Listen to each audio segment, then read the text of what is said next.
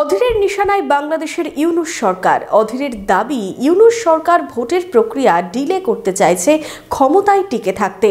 তাই বিএনপির সাথে ইউনূস সরকারের সংঘাত অনিবার্য। আরও কি বললেন তিনি, শুনুন।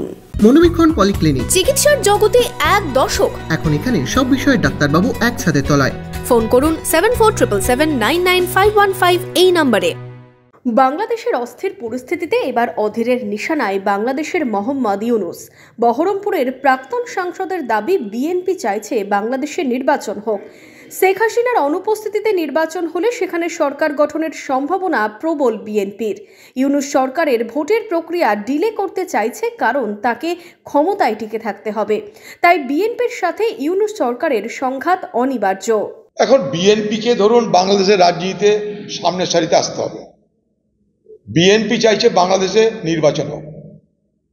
শেখ হাসিনার অনুপস্থিতিতে বাংলাদেশে নির্বাচন হলে বিএনপির ক্ষমতায় আসার সম্ভাবনা প্রবল, কিন্তু সেখানে ইউনূস সরকার তাদের পথের বাধা। তাই তারা কখনো ভারতীয় রাষ্ট্রদূতের কাছে বাংলাদেশের মানুষের হয়ে সেখানটায় তারা প্রতিবাদ করতে যাচ্ছে। বিএনপি শুরু করেছে, জামাত তাদের কোনো পলিটিক্যাল অ্যাক্টিভিটি নাই, তাদের অনলি ধর্মীয় অ্যাক্টিভিটি।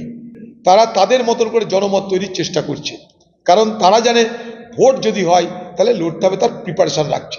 আর ইউনূস সরকার কি করছে? ইউনূস সরকার ভোটের প্রক্রিয়াটাকে দীর্ঘায়িত করবে, ডিলেট করবে। কেন? তাকে ক্ষমতায় টিকে থাকতে হবে। তাকে ক্ষমতায় টিকে থাকতে গেলে তার আর্মি দরকার, তাকে ক্ষমতায় টিকে থাকতে গেলে তার মৌলবাদ দরকার। তাই তাদেরকে প্রশ্রয় দিয়ে তিনি ক্ষমতায় টিকে থাকতে চান। অর্থাৎ আগামী দিনে বিএনপির সঙ্গে ইউনূস সরকারের সংঘাত অনিবার্য। ইউনূস ক্ষমতা টিকে থাকতে চাই, বিএনপি তাকে ক্ষমতা থেকে সরাতে চাই, নির্বাচিত সরকার বানাতে চাই। বিএনপির দাবি যথার্থ, নির্বাচিত সরকার হোক, আমরাও চাই।